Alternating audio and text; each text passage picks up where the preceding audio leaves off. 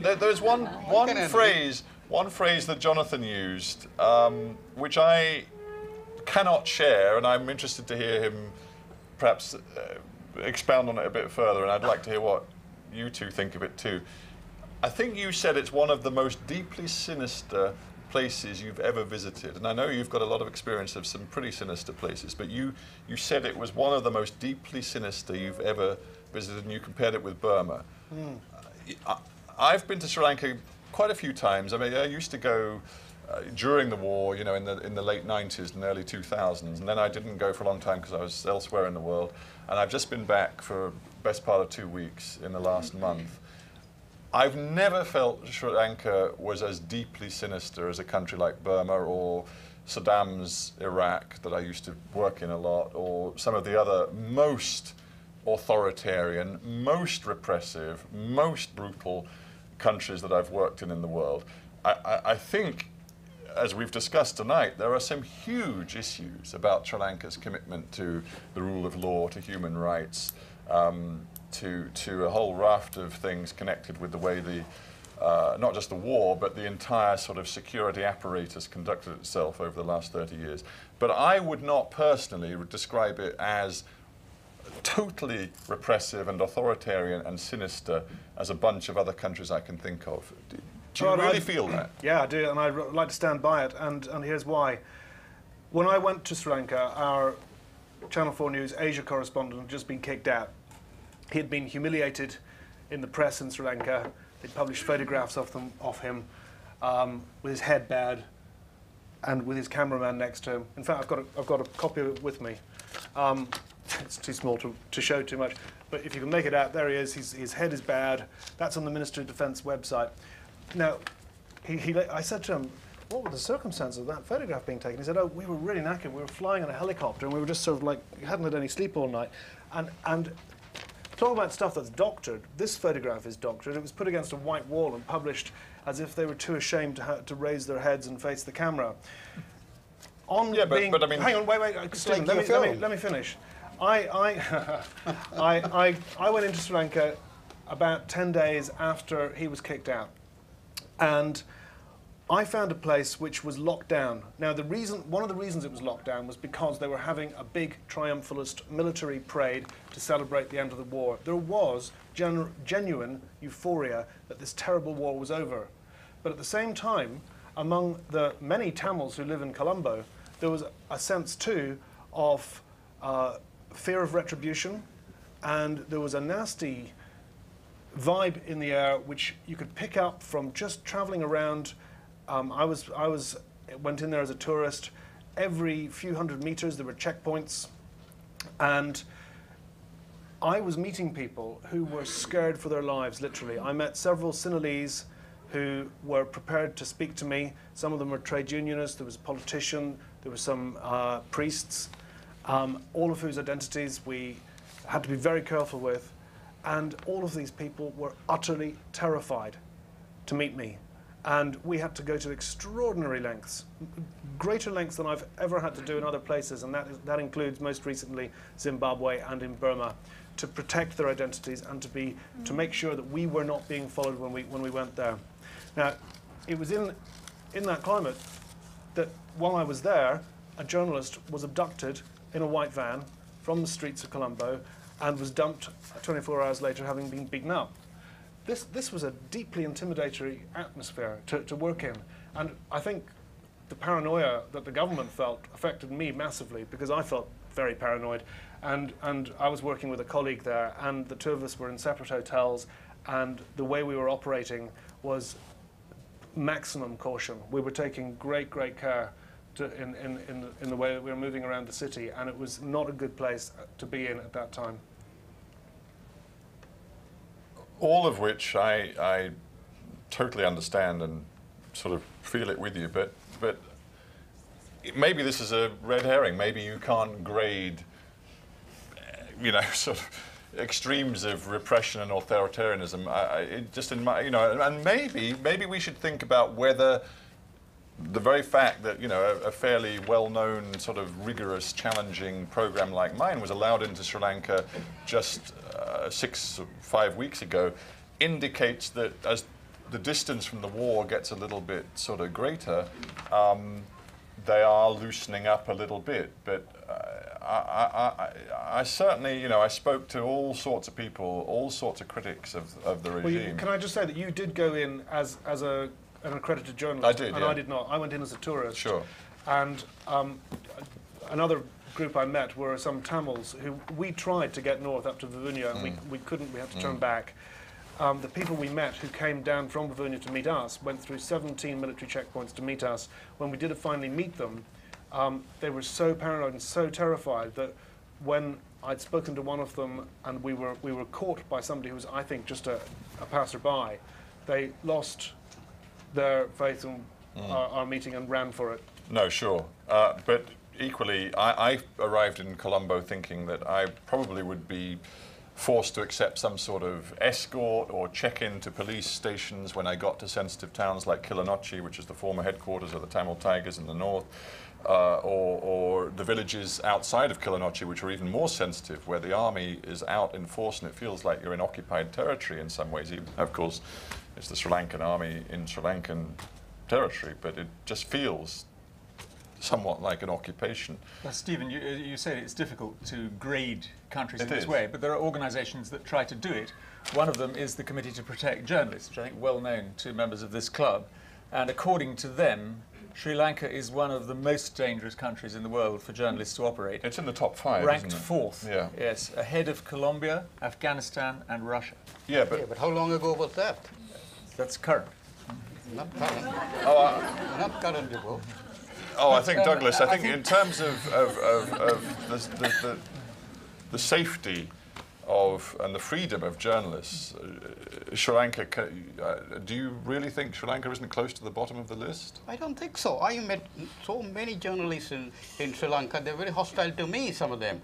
They question me. But just the basic fact, which Yolanda, which Jonathan and all of us have referred, I mean, the numbers of deaths of journalists, murders, assassinations of journalists in Sri Lanka over the last 3 to 4 years is extraordinary.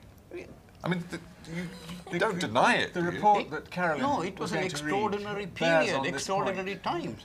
And these things happen.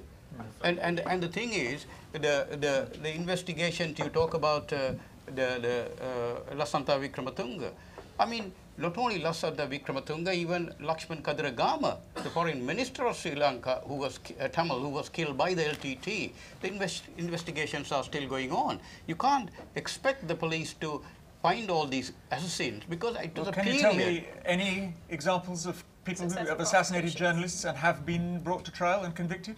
I think Lasantha Wickramatunga's case, I think there will be arrests very soon. Well, there were they detained a few soldiers and then they released them, saying there was absolutely no evidence against them. They thought that they were involved in it.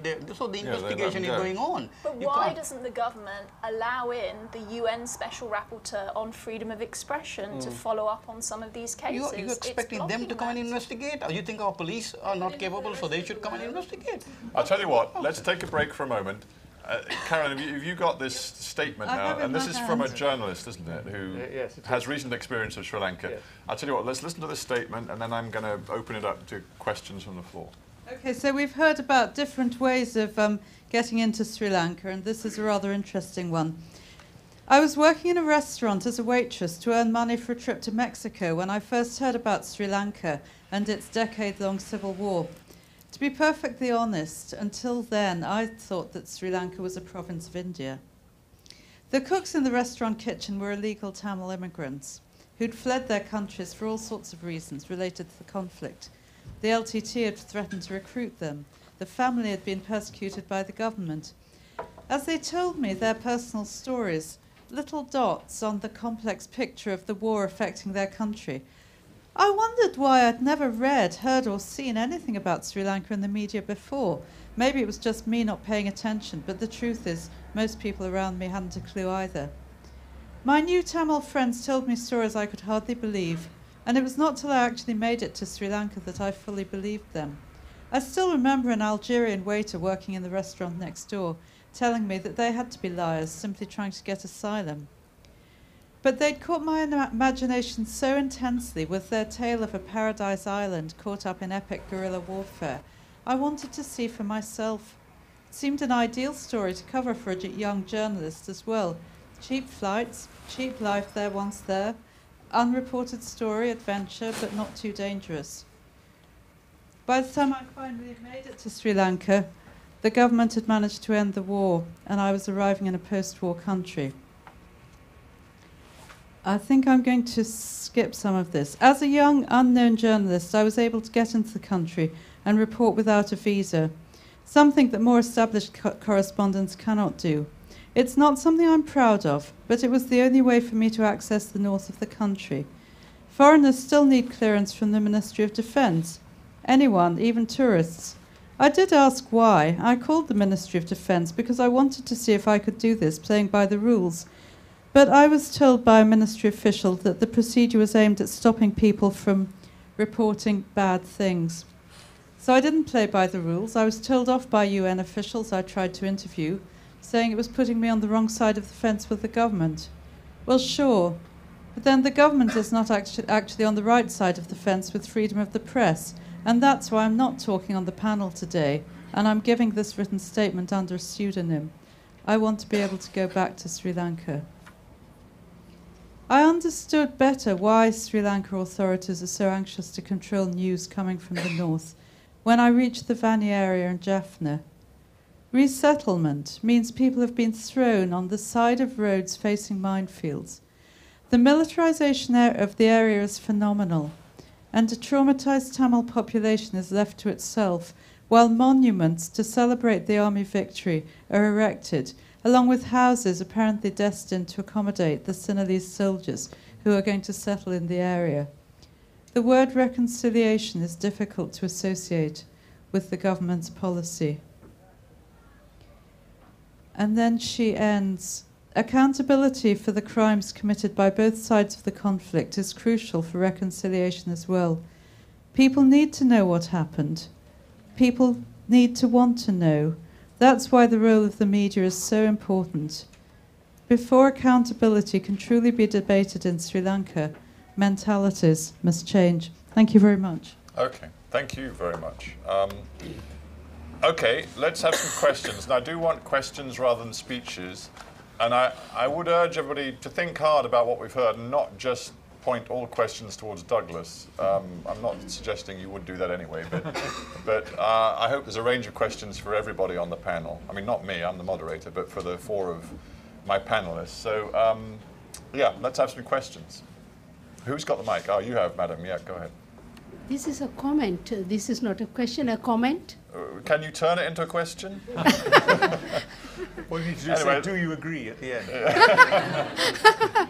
The current thinking about democracy is elections are not sufficient.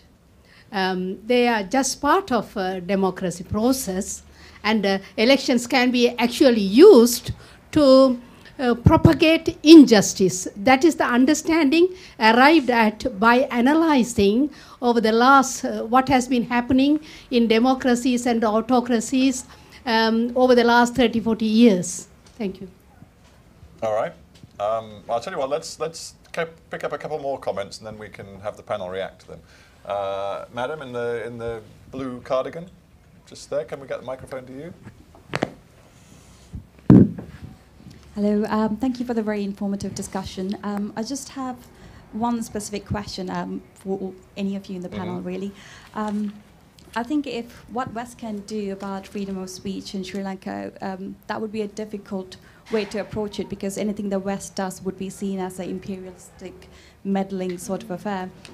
So with regards to what maybe Commonwealth could possibly do, they've usually been quite reticent about getting involved in human rights of their members. But does the panel have any suggestions about that? Okay, thank you very much. Let's take one more and then we'll just go over this side. So could we get the microphone over to this gentleman?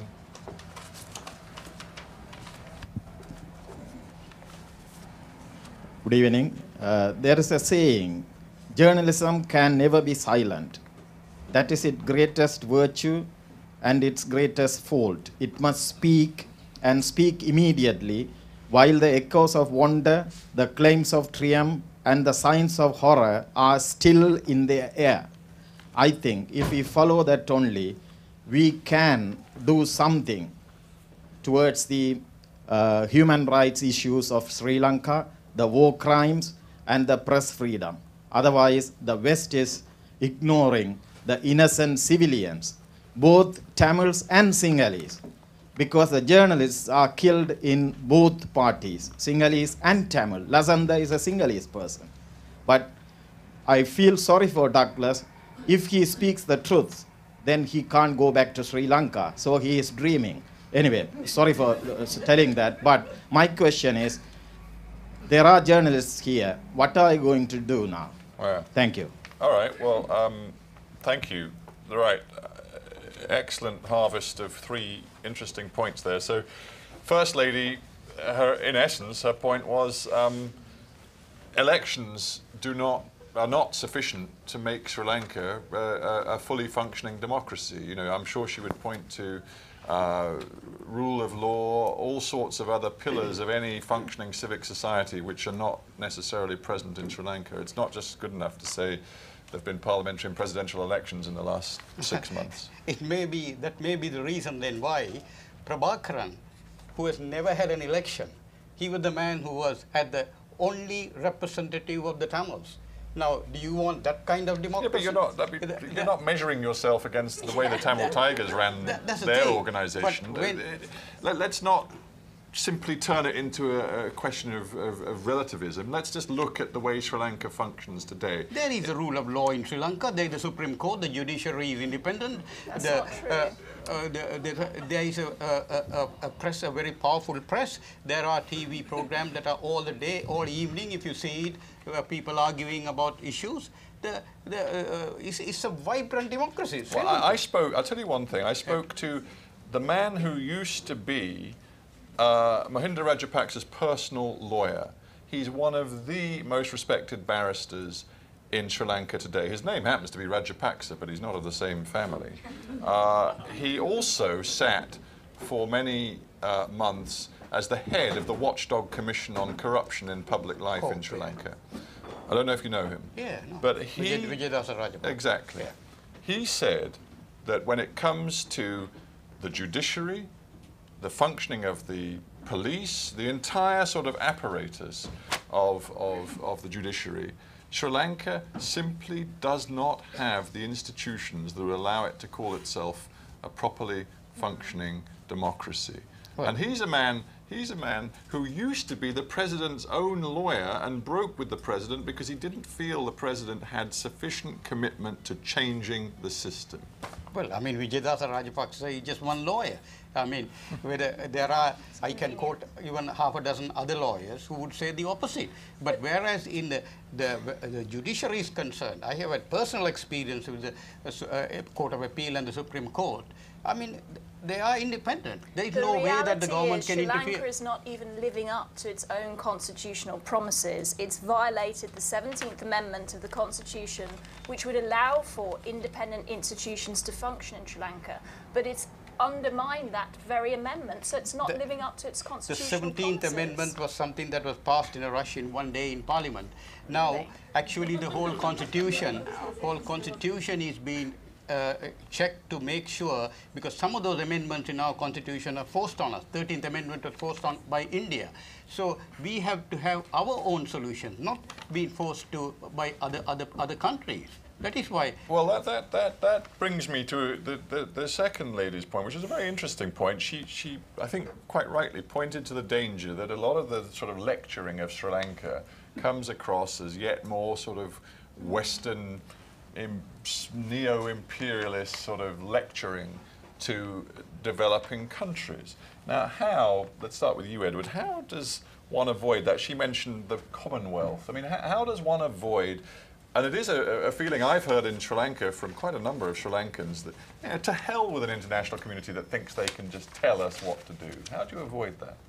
Well, absolutely. I think, and this is why we've taken great trouble with our campaign, that I mean, this meeting is taking place in London and the question has been put about what the West can do. But I couldn't agree more with the lady that if it's left to the West, probably nothing will change. And the crucial thing is, what attitude are the democracies in the developing world going to take?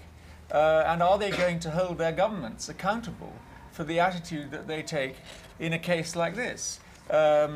It's in South Africa, in India, in Brazil, in many countries in the developing world, there have been heroic struggles for human rights and democracy. They have had to overcome dictatorships and states of emergency and all these kind of things.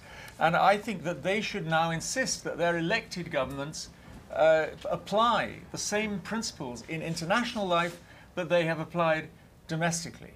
And say, for instance, in the Human Rights Council, when the High Commissioner, who is herself from South Africa, says that she thinks there should be an international inquiry into these terrible allegations of war crimes, those governments should support her. But Edward, the truth is, in the UN, the Sri Lankan government, in resisting this pressure, finds quite a lot of support, not least from, it's not a democracy, but it's a very important player, China and other countries who have actually resisted the push to have Sri Lanka put under the spotlight and have told the Sri Lankans that they will stay supportive.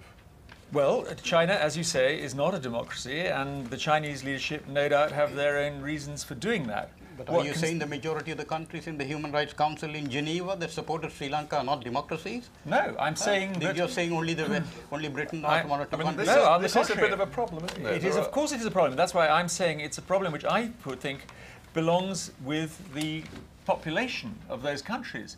That they should be holding their own governments accountable and asking why do you not support the people of Sri Lanka rather than the regime? And since you mentioned the Commonwealth, I would just like to quote the Commonwealth Journalists Association. I thought you were looking for something, and now you found a statement of 1st of February of this year. Okay. Their president, Mr. Hassan Shahryar, said, "The Sri Lankan leadership appears to have only a slim grasp on the concept of democracy. So let me, as a representative of journalists across the Commonwealth, state the obvious. Any government that subjects its independent news media to such violent and arbitrary actions has no right to call itself democratic. Sri Lanka doesn't even come close to adhering to the most basic principles of the Commonwealth, or for that matter, of basic human rights." Can I add to that, Simon? Go on, Stephen. I mean, I think any country that has got its own internal conflict will look at Sri Lanka and say, wow, didn't they manage that well? And the International Crisis Group has actually referred to this as the Sri Lankan option. This is a reference to what they say is unrestrained military action combined with refusal to negotiate, disregard of humanitarian issues, and clamping down on the press. These are things which Sri Lanka did brilliantly. And now other countries are interested in how they managed to do that and get away with it. And they're getting away with it because if you look at the international institutions, and I think the Commonwealth is a brilliant idea if it lives up to the Commonwealth Charter, because other organisations have failed. We talked about the UN Human Rights Council, utterly failed. There is no hope really of referring accusations of war crimes to the International Criminal Court in The Hague because Sri Lanka is not a member. It would have to be referred to the UN Security Council. China has got its interests in Sri Lanka and would definitely veto it. So that's a no-hoper. So what are you left with? The UN Secretary General has just said, okay, three eminent people are going to investigate this and do an impartial inquiry. And they have not been allowed access. They've been refused visas now. So it comes down to journalists, I think, in large part to keep things going. But you can't keep things going in this climate. Local journalists, Sri Lankan journalists, can't. I heard a story today from a Sri Lankan source of mine who told me that a television reporter was told by his editor very recently that if he's going to continue to work at this channel, he does so at his own risk. At his own risk. I couldn't imagine being told that in my job. I'd like to think that if I get sent to Sri Lanka on a difficult, possibly even dangerous assignment, at least my editor's going to back me up. But that was the implication there. There's no backup for these journalists who are operating in Sri Lanka. And for us in the foreign press, you know, there is dwindling interest now. We've sustained persistent reports in Sri Lanka, but they're very difficult to keep on doing. We don't get the access to the place. It's very, very difficult. I mean, that which, thanks, Jonathan, is a segue into the gentleman's point over here. which partly seemed in my mind to raise the question of whether the Western media has handled the Sri Lanka story in the right way. Has it given it enough prominence? Has it followed it consistently? How does it measure up against other international stories that we follow very consistently, like, you know, situation in Gaza, Israel, Palestine? What are your thoughts on that? You know, as a foreign correspondent, I'm always wary of being a white journalist. In the case of Sri Lanka, yes, it was, as you pointed out, Douglas, a colonial country. And I don't want to go in there and sort of say, I'm a white man, and here's what I think. And that's not what it's about. Fortunately, these days, we have the Universal Declaration of Human Rights to help us. There is a standard, universally accepted mode of behavior. Things that you can do and things that you can't do. And when a country fails to live up to that standard, then it is the duty of journalists and others to start investigating why not, and to hold that country to account. Now, I think Western journalists they've tried hard, I think, in reporting Sri Lanka, but against the odds because of this lack of access problem. If we were given unfettered access to Sri Lanka, if we were able to get in there and talk to the people that we wanted to talk to, if we were given visas and press accreditation, it would be a lot easier. That's what I said. When you were given permission to go there, you made a film called Suicide Warriors. Now, this was something in 1996. Yeah. I am aware of that because I actually YouTubed you today. I checked that out and I saw your right of reply. Yes, it was hosted by Jon Snow, I noticed as well. That's right. Even Jon Snow was amazed that you called it Suicide Warriors. That is a type of abuse of the system. Okay, that was quite a while ago, and I did look at that, and I would question some of the terminology used in that document. It was a longer documentary. I would, however, say that your response to that was exactly the same as the response which the Sri Lankan government has given to all the reporting that I've been involved with, and quite a lot of those of my colleagues. You labelled it terrorist propaganda journalism. Yeah, it was. It's not. Yeah. Did you see my reports, Douglas? I saw your report, which are well, you know, in the Sri Lankan press, I was also described as a terrorist sympathizer. No, but I would say I followed all that, and I would say that it was a very impartial and very hard-hitting interview which you did, and also that. You mean with the Defence Secretary? Yeah, Defence Secretary. And then the last one that you did about rehabilitation, that was a very useful film. This is what I call impartial journalism. Not like Amnesty International going to the cricket festival and throwing cricket balls or something and say, Sri Lanka play fair. I mean, this is the kind of absurd criticisms against Sri Lanka that they have been... Perhaps if you could provide evidence of any members who actually did that, it would be quite useful. Anyway, you know, back to questions. So I have a question to Douglas. He talked about Tamil youth uprising. They brutally killed around since 1983 to up to now. Everybody know about 83 July riots. Who live in Sinhala areas, the Tamils, they killed 3,000. Then started this kind of this type of scenario happens end of the now. And we know in early 70s, they killed Sinhala youth uprising, unemployed Sinhala youth uprising in the south part, the 2,000 youth, and then late 80s, Sinhala uprising in north-south part, the 50,000 youth, they killed by the Sinhalese government, right? And this type of who were the led that late 80s struggle, the Vijayveera, the so leader. What's your question, though, sir? Right. That's the, I want to raise these to him. Is that who killed the Vijayveera? I mean, they toasted his life to the cemetery. Lively. He put it his. That's the same thing they did to the Prabhakaran. I mean, that's they're enjoying. I mean, I like to ask them, are you happy with about that? I mean, well, let's take a couple more questions, and then we can tackle all of them. So, sir at the back, you've been very patient with your hand up. The check shirt, blue. Yep, there you go. Thanks very much. A lot of which I agree with a lot of what you've said. I know Sri Lanka since 1992, and was also there 2 weeks ago. So Rajapaksa is buying up land all over the country. The Ratvatas and cronyism, etc., during elections. Yeah. Thinking positively about the future. The government's talking about getting all kids, all Sinhalese kids to learn Tamil, and all Tamil kids to learn Sinhalese. Is this really going to be a policy that will be implemented? Is this hope for the future? Is this hope for 30 years' time? Okay, thank you very much, sir. So were you there 2 weeks ago as a journalist or just as a visitor, or? I was there as a visitor. I happened to be staying with Charles Haviland, so I know a bit about your background behind your work, Stephen. Yeah. And I happened to speak to the British High Commission and the others to get some background. I hope is Charles okay at the moment? He is. You caused him a few problems, may I say. I'll tell you about that afterwards. But I know the country pretty well since 1992. Good. All right, thanks for that. Let's take one more. Lady, very patient with the white shirt. Yeah.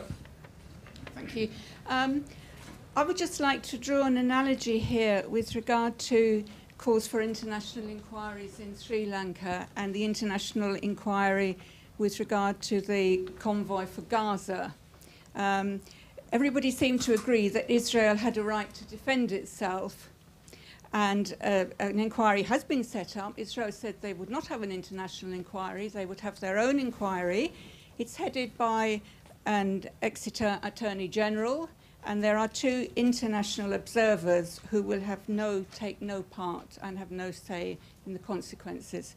The Sri Lankan Lesson Learned Commission is also headed by the Attorney General. It has a committee of 8, of which 4 are Sinhalese, 2 are Tamils, and 2 are Muslims. Now, that seems to me to be a fair, well, it's more than a fair representation of the population split of Sri Lanka, but it's being condemned when, in fact, the Israel inquiry is not being condemned. So there's a massive double standards, as far as I'm concerned, with the way in which Sri Lanka is reported. Right. And with regard to something that Jonathan said about if journalists were allowed in to Sri Lanka, there would be more interest possibly in Sri Lanka. I remember seeing a race noddy programme maybe 18 months, 2 years back, where somebody asked why was there no reporting of what was going on in Sri Lanka, and the BBC's answer was, nobody's interested. Yeah, I mean, actually, on that? With my BBC hat on for a moment, we've just heard reference to him. We do have a correspondent based in Colombo. We always have had. Currently, it's Charles Sutherland. Now, the problem is that Charles has to operate under the restrictions that are imposed upon him by the government, and that means certainly during the war, his movements were heavily restricted, and he wasn't able to get to where he wanted to be in terms of reporting what was happening in the north. But the BBC does not, and this goes back to another question, I mean, the BBC and the World Service in particular, which I know many of you listen to on the radio and follow world news on the telly, the BBC does not shunt Sri Lanka off into some sort of siding. You know, it is an important part of what we do. The current affairs guy at that time said they did. Well, I don't know who that was, but he probably didn't know the World Service very well. Can I give some figures? This is not about broadcasting, but a very quick survey of broadsheet newspapers in English around the world. Right. Sri Lanka, over the period September 2006 to July 2010, got 1/10 of the coverage of Iraq and 1/5 of the coverage of the Israel-Palestine issue. Pakistan overall got more press attention, and Somalia and Zimbabwe were only just below. But as a UNer as well as an experienced journalist, that wouldn't surprise you, would it? I mean, given that, if we are all honest, you know, the geopolitical and geostrategic significance of Sri Lanka cannot match that of Israel, Palestine, or Iraq. Well, I think these things are a bit in the eye of the beholder and self-fulfilling. I mean, and I think actually Jonathan made a very important point when he said that what's happened in Sri Lanka is potentially of great geopolitical significance because it is the biggest, in my view, the biggest setback since the Second World War to the principles on which the United Nations is supposed to be based. whereby there is such a thing as international humanitarian law, there is a universal declaration of human rights. Of course, these things have not been universally implemented, but there has always been at least lip service paid to them. And now, what is essentially Rajapaksa and his clique are saying, you can forget about all that. That's the bloody Western imperialists. We are sovereign. We will handle this in exactly the way. They have no business inquiring into it. And in all kinds of places, from Thailand to the Philippines to Israel, people are listening to this and saying, okay, maybe we can solve our problems that way too. Let's pick up on the three specific questions we just heard then. The lady made an interesting point comparing reactions to the inquiry set up by the Israelis to the inquiry set up by the Sri Lankan government, which you have roundly condemned as completely inadequate. I mean, well, what is it? It's an inquiry. It's not even an inquiry, actually. It's called a Reconciliation and Lessons Learned Commission. It's not going to have power to investigate anybody's crimes. Now, Douglas said, well, it's taken you all this time to do the Bloody Sunday report. Are we proud of that? Are we? Shouldn't we be having any, actually, if we hadn't spent too much money on this already, shouldn't we be having an inquiry now into how Lord Widgery came to the outrageous conclusions that he did in the 1970s? Are these the standards by which Sri Lanka wishes to be judged? But we are the people I mean, we're not who the British currently are telling the Sri government Lankans here. that what We're they're doing is... Of course, journalists. but the Sri Lankans, of course, are going to look at what we do. They're going to look at what happens in Afghanistan with allegations that we hear repeatedly of civilians being killed by... Look at Bloody Sunday. I mean, I've got an interest in this because although my accent may belie it, I'm actually born and bred in Derry, and I was very interested to follow all of that. I'm not belittling it for one moment. 14 people died in Bloody Sunday. Possibly 30,000 people died in Sri Lanka. Civilians? Civilians. In the last few months. Yes.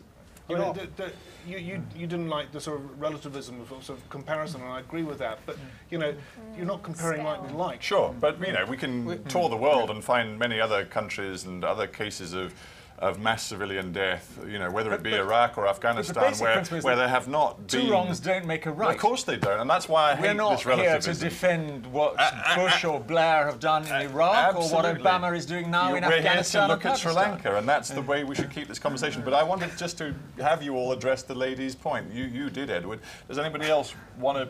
You know, do you rule out any possibility that the Rajapaksa government and this Truth Reconciliation Committee, whatever we call it, could actually do some good?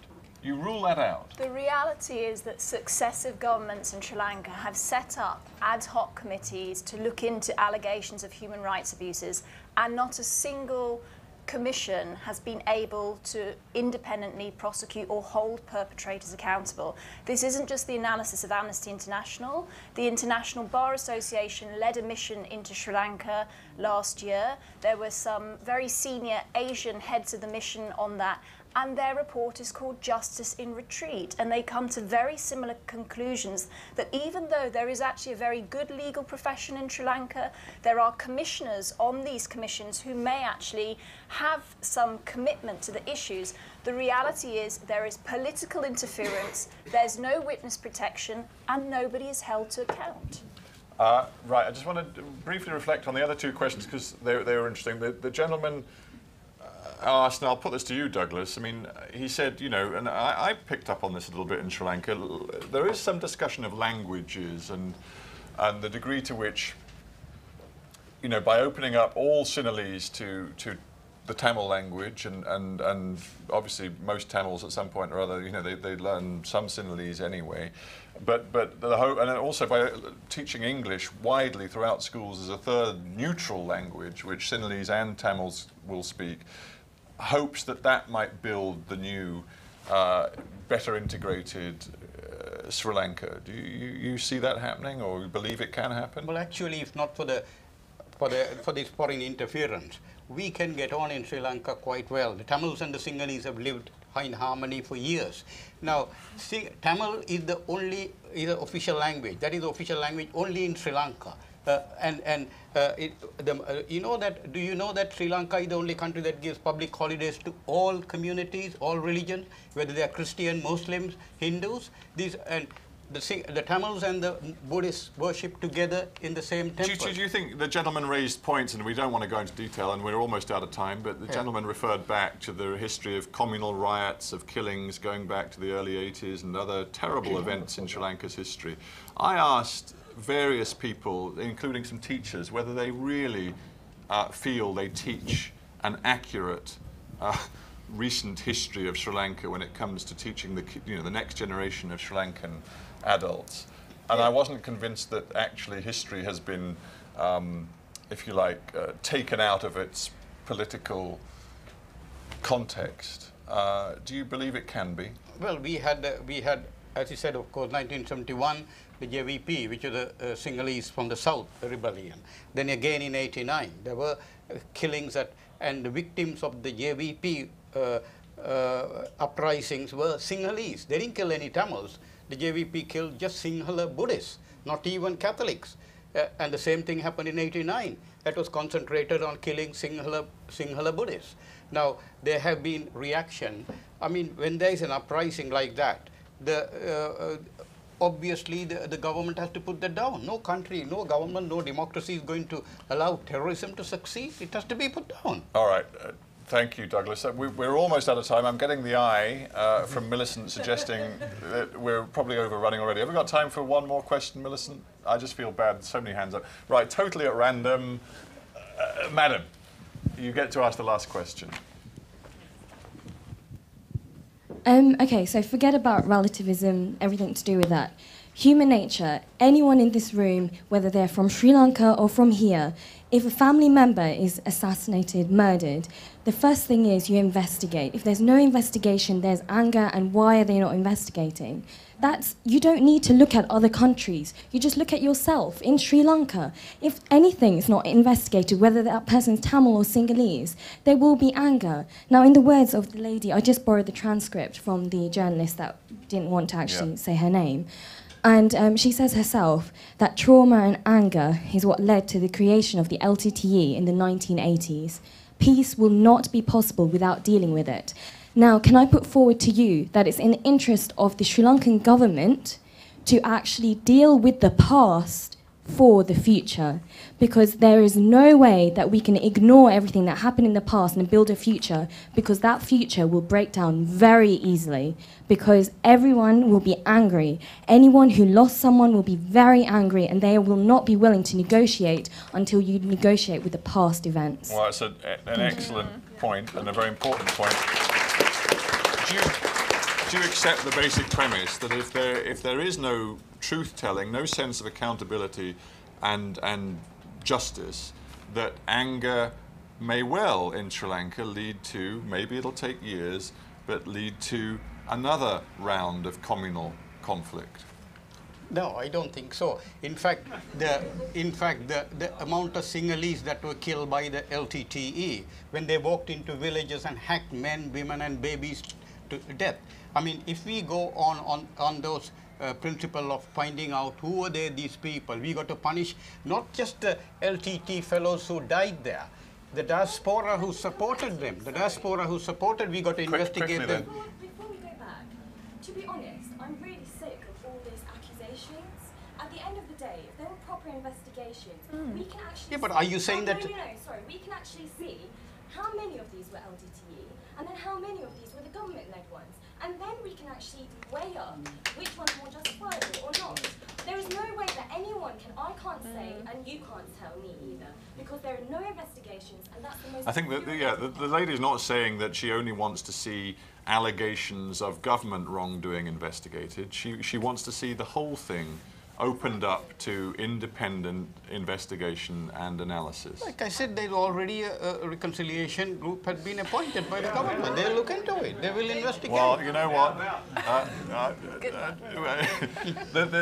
The passions run high, and they run high because this is very important, and Edward put it very well, and Jonathan too. You know, yeah, and I was playing devil's advocate, and there's no question Sri Lanka isn't as geopolitically significant as some other conflict zones in the world. But there are issues here which are of universal importance, and maybe lessons to be drawn from what has happened and in the post-war period has not happened in Sri Lanka that matter to every single one of us.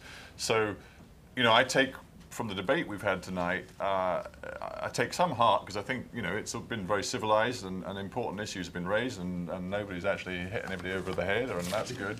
But equally, you know, I think it's hugely important that we in Britain, we in the journalistic community, continue to care and to watch and try to report what is happening in Sri Lanka today and going forward over the next months and years as well. I mean, I know I will, I can tell Jonathan will, and I suspect a lot of you will too, because it really does matter. And on that note, and with that thought hanging in the air, I would like to thank all of my panel. Thank you all very much indeed for being up here, and thanks to you. Thank you very much indeed. Thank you.